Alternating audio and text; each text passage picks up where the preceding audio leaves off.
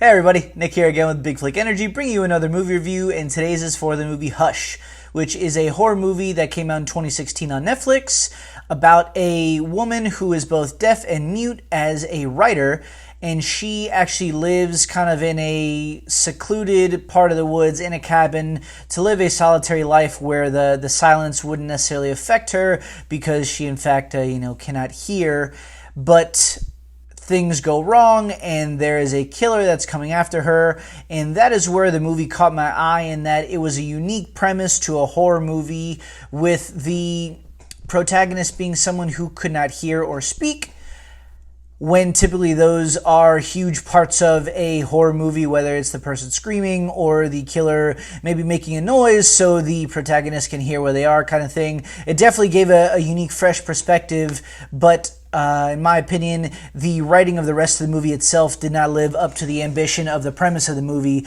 which again was super smart in my opinion. It's directed by Mike Flanagan, written by Mike Flanagan, the same guy who did Haunting of Hill House and Haunting of Bly Manor. So if you like those, it may be up your alley. It certainly got that dark, creative aspect to it.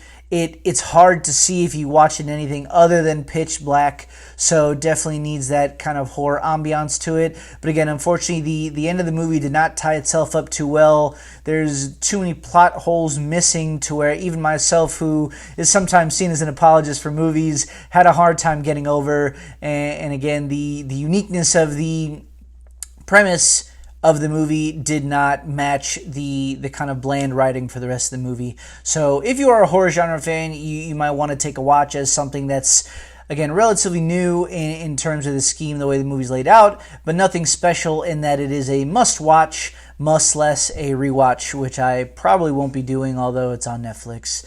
If you have seen the movie, go ahead and let me know what you think. And if you haven't, by this time you probably won't, since it's been out about 5 years.